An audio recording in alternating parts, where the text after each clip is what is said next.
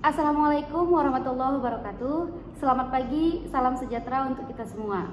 Perkenalkan, saya Zaima Panjaitan, salah seorang dosen di STMIK Triguna Dharma, Prodi Sistem Informasi. Perkenankan saya untuk menyampaikan salah satu mata kuliah yang saya ampu di STMIK Triguna Dharma.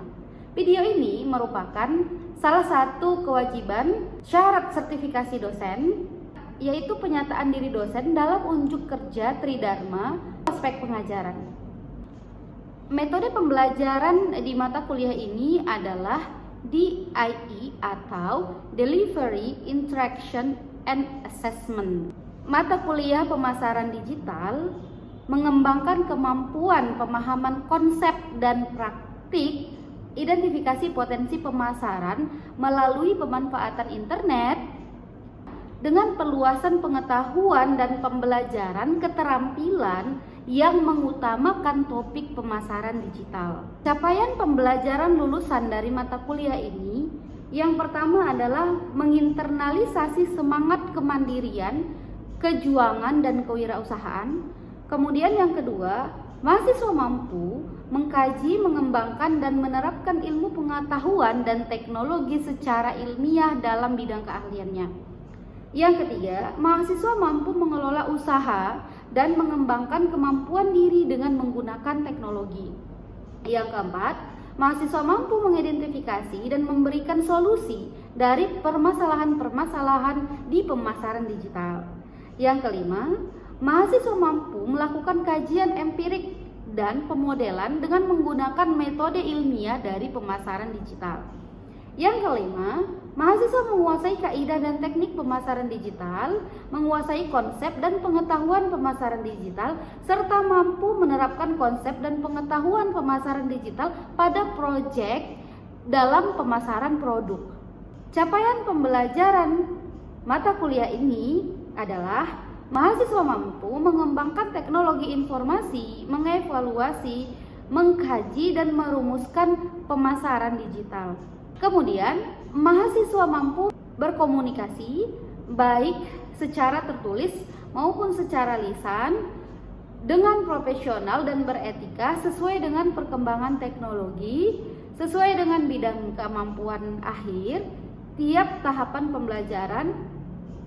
Adapun sub CPMK dari pembelajaran ini adalah yang pertama, mahasiswa mampu menganalisis tentang pemasaran digital. Yang kedua, mahasiswa mampu mengidentifikasi strategi dan menjelaskan pemasaran digital. Yang ketiga, mahasiswa mampu menjelaskan dan mengidentifikasi tren bisnis digital berbasis pada pemahaman teori konsep pemasaran digital. Yang keempat, mahasiswa mampu mengidentifikasi manajemen e-commerce dan anteseden yang menjadi bahan pertimbangan dalam melaksanakan pemasaran digital. Yang kelima, mahasiswa mampu mengembangkan desain dan pemahaman pemasaran digital. Yang keenam, mahasiswa mampu menyusun proposal strategi pemasaran digital berdasarkan identifikasi teori dan pemahaman analisis tren pemasaran digital. Untuk penjelasan setiap pertemuan dari mata kuliah ini, judul pertama yaitu pengantar pemasaran digital membahas definisi pemasaran digital, evaluasi pemasaran digital, area pemasaran digital, dan peran pemasaran digital. Mengapa pemasaran digital perlu untuk dilaksanakan? Kemudian untuk pertemuan kedua masuk pada materi segmentasi, targeting, dan positioning pada pemasaran digital. Nah, di sini membahas bagaimana segmentasi pasar dan target pasar, kemudian positioning pasar dalam pemasaran digital yang kaitannya akan berkaitan dengan mata kuliah selanjutnya, yaitu dalam membuat konten dan dalam membuat iklan. Kemudian di pertemuan ketiga akan dibahas tentang strategi konten marketing, copywriting, dan corporate selling. Pada pertemuan ketiga ini akan dilakukan praktik, yaitu praktik dalam membuat konten yang mengandung strategi copywriting dan corporate selling tersebut. mahasiswa akan diwajibkan untuk membuat konten marketing yang mengandung isi dari pembelajaran di pertemuan ketiga. Kemudian pertemuan keempat yaitu sosial media marketing. Di pertemuan ketiga sudah membahas bagaimana membuat konten, dan di pertemuan keempat bagaimana sosial media marketing berperan dalam pemasaran digital. Artinya, di sini akan dilakukan peran sosial media yang ditujukan untuk pemasaran digital. Selanjutnya, di pertemuan kelima akan dibahas influencer marketing dan partnership, di mana di sini para pebisnis dalam pemasaran digital dalam kaitannya mahasiswa diajarkan untuk berpartner berupa influencer, kemudian partner lainnya seperti partnership yang saling menguntungkan di dalam pemasaran digital. Kemudian di pertemuan keenam akan dibahas tentang Google My Business, bagaimana cara mendaftarkan bisnis yang telah dibuat pada Google My Business agar dapat ditelusuri oleh orang-orang yang mencari bisnis tersebut di halaman Google. Kemudian akan dibahas juga manfaat dari Google My Business dan cara mendaftarkannya. Di pertemuan ketujuh akan dibahas bagaimana membangun website untuk pemasaran. Apa manfaat website bagi pemasaran digital dan langkah-langkah dalam membangun website. Pada 7 pertemuan pertama akan banyak dilakukan praktik. Kemudian di pertemuan 9 setelah UTS akan dibahas tentang SEO atau Search Engine Optimization, di mana pertemuan ini atau judul ini berkaitan dengan pertemuan sebelumnya, yaitu membuat website. Nah, pengusaha dalam hal ini mahasiswa diharapkan mampu memahami cara menggunakan SEO atau Search Engine Optimization untuk mengoptimalisasikan website yang telah dibangun sebelumnya. Kemudian di pertemuan 10 akan dibahas e-commerce. Dalam kaitan ini, bagaimana mahasiswa mampu membangun sebuah e-commerce dalam usahanya dalam pemasaran digital. Kemudian selanjutnya di pertemuan 11 akan dibahas tentang marketplace dan affiliate marketing, di mana pada saat sekarang ini sangat banyak marketplace dan affiliate marketing yang berperan dalam pemasaran digital.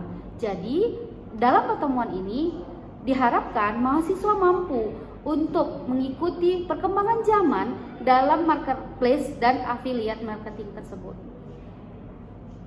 Pada pertemuan 13, di sini kita akan melakukan praktek, yaitu dalam rangka Google dan YouTube Ads atau beriklan dengan Google dan dengan YouTube. Dan selanjutnya di pertemuan 13 akan dilaksanakan praktek kampanye Facebook dan Instagram Ads, yaitu beriklan dengan Facebook dan Instagram dalam kaitannya dalam strategi pemasaran digital. Untuk pertemuan terakhir akan dibahas tentang pemanfaatan berbasis AI, yaitu AI dalam pemasaran digital, dan selanjutnya Google Analytics, KPI, dan conversion rate.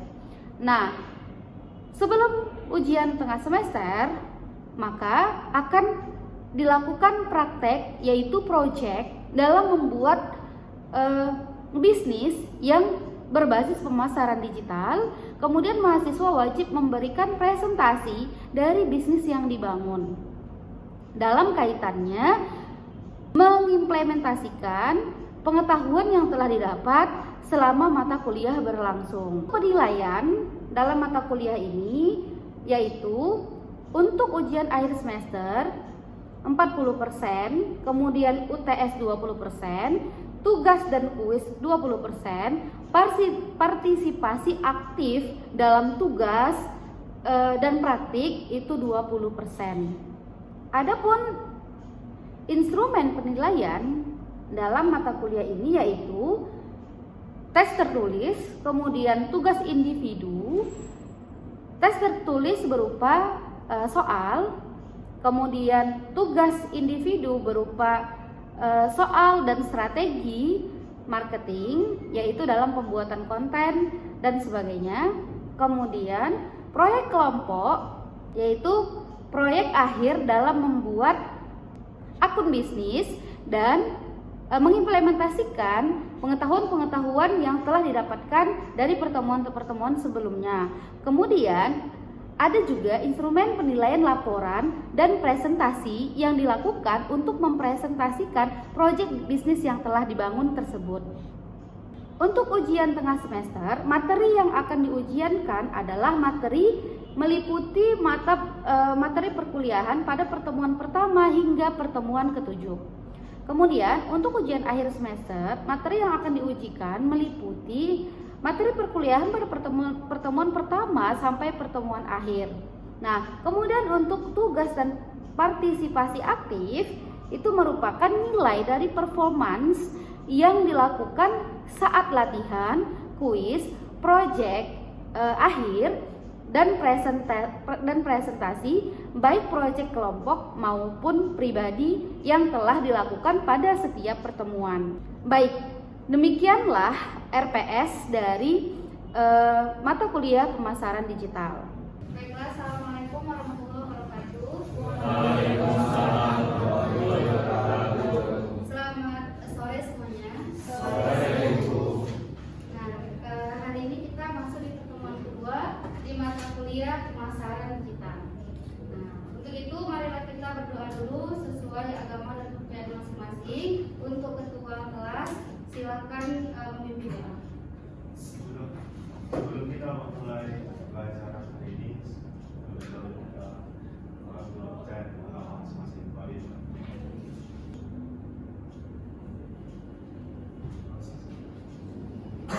Nah, baiklah, di pertemuan kedua ini kita akan membahas segmentasi, targeting, dan positioning pada pemasaran digital. Di mana kita akan membahas segmentasi terlebih dahulu, kemudian targeting dan positioning. Nah, di sini harapannya saudara sekalian mampu mengidentifikasi dan memahami dari materi strategi, targeting, dan positioning dalam pemasaran digital. Nanti di akhir kita akan membahas soal bagaimana caranya untuk membangun perusahaan atau membangun usaha dan menentukan target serta positioning dan segmentasi dari pasar di usaha tersebut. Nah, untuk itu, tapi sebelumnya kita absen terlebih dahulu ya. Untuk Fajar Pratama ya, hadir. Hafiz Afadol, Muhammad Solokin, izin. Izin. Robert Kurniawan. Robert Kurniawan.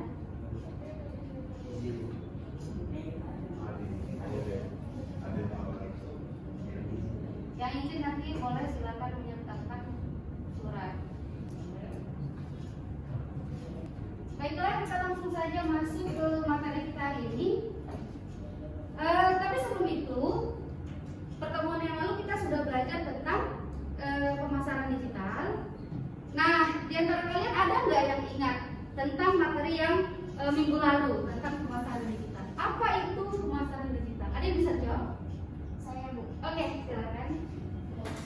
Saya izin menjawab pertanyaan Ibu mengenai tentang pemasaran digital.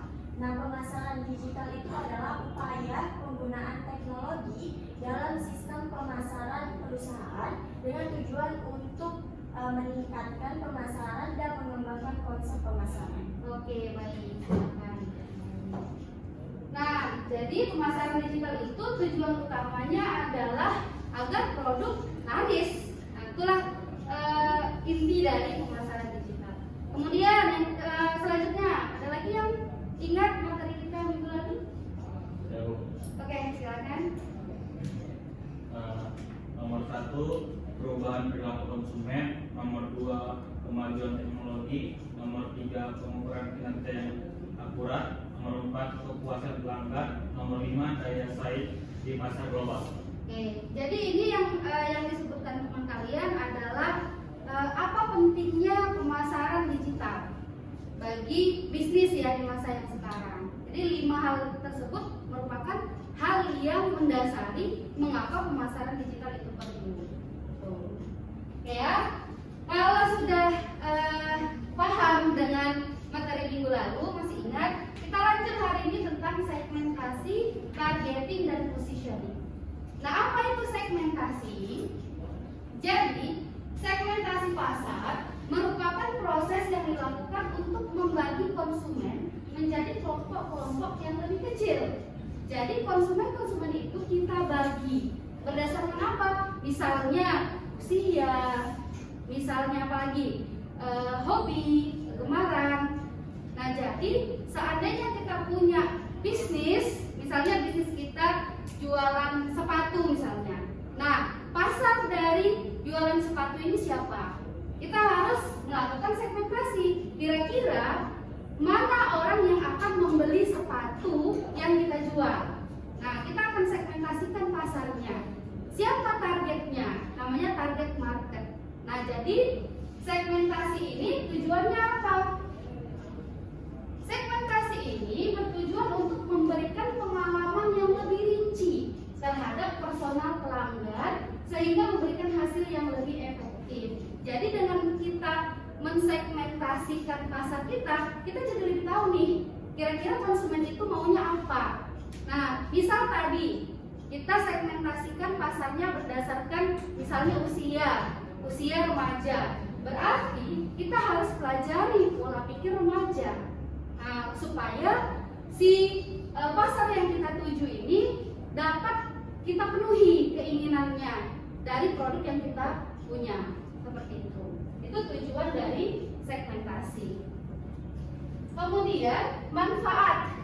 Manfaat dari segmentasi adalah untuk menciptakan konten yang cocok, konten yang relevan. Nah, jadi kalau misalnya target pasar kita tadi remaja, berarti konten yang sesuai dengan remaja apa? Nah, itulah manfaat dari segmentasi. Kemudian efisiensi anggaran. Jadi jika kita udah tahu segmentasi pasarnya siapa, anggaran bisa kita lebih irit.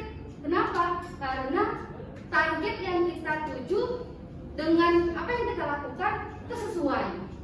Kemudian data yang jelas terhadap kebutuhan pelanggan. Nah, selanjutnya pendekatan yang personal terhadap suatu target audiens tertentu. Personalnya seperti apa? Misalnya perempuan. Biasanya misalnya segmennya perempuan itu sukanya apa? Nah, misalnya perempuan itu suka hal-hal yang lembut atau hal-hal yang indah gitu. Nah, jadi nanti di kontennya juga kita akan buat sesuatu yang sesuai dengan segmentasi tadi. Seperti itu. Sampai di sini ada yang mau ditanyakan? Silakan. Bagaimana mengimplementasikan segmentasi targeting dan positioning dalam sebuah konten?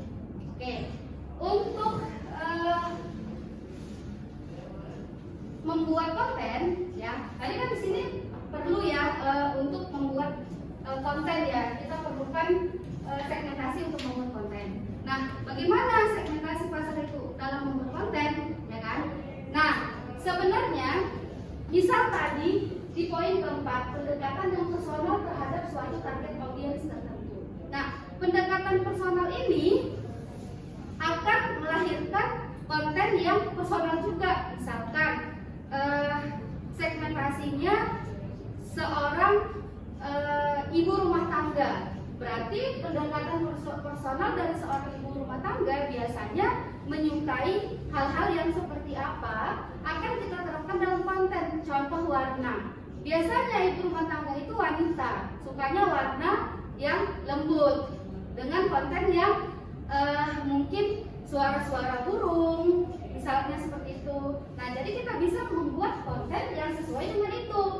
Nah, jadi itulah tujuan dari segmentasi tadi. Kita lihat dulu, sudah jelas? Nah, targeting. Sebenarnya segmentasi dan targeting ini saling berkaitan. Kalau segmentasi tadi kita kotak-kotakkan berdasarkan demografis, geografis, perilaku. Nah, sekarang ada targeting. Targeting ini adalah proses dalam memilih segmen, kan?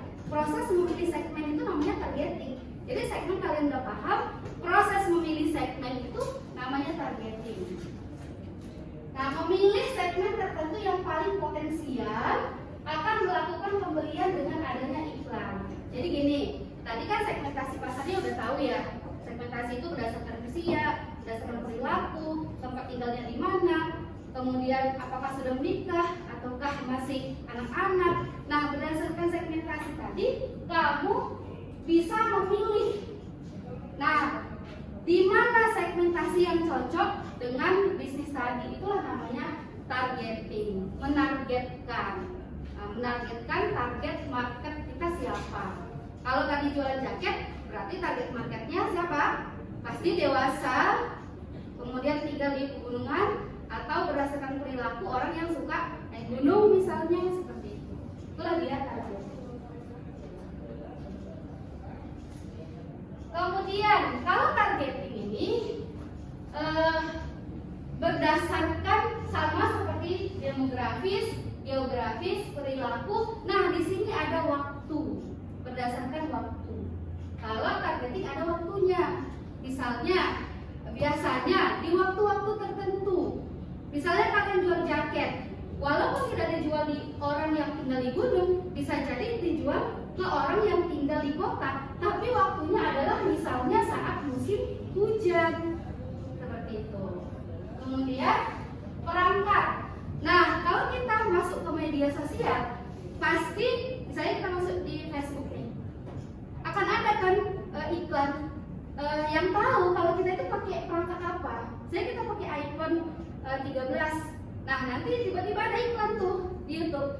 Hai pemilik iPhone 13, kalian bisa ini nih gitu. Nah, dari mana tahunya? Dari mana coba?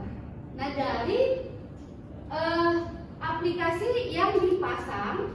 Misalnya gini, pihak Facebook itu membuat suatu bahasa program atau pemrograman atau AI cerdas yang mengetahui perangkat apa yang kita gunakan. Makanya saat seorang punya bisnis, mendaftarkan bisnisnya untuk beriklan di Facebook, Facebook akan bertanya berdasarkan perangkat apa nih yang kamu tuju untuk membeli ini. Misal kita jual casing yang kita jual casing Samsung. Berarti saat kita beriklan di Facebook atau di Instagram, kita akan pilih targetingnya itu orang yang memiliki perangkat Samsung, seperti itu. Dan Facebook akan menunjukkan orang-orang yang punya perangkat Samsung yang akan melihat iklan yang kita buat, seperti itu. Kemudian minat, seperti tadi ya, bahwa orang yang suka hiking ke gunung, itu minat, merasa minat. Oke, baiklah, sampai sini dulu pertemuan kita hari ini. Kurang lebih saya mohon maaf. Saya akhiri. Wassalamualaikum warahmatullahi wabarakatuh. Selamat sore semuanya. Demikianlah video pembelajaran dari mata kuliah pemasaran digital yang telah saya sampaikan.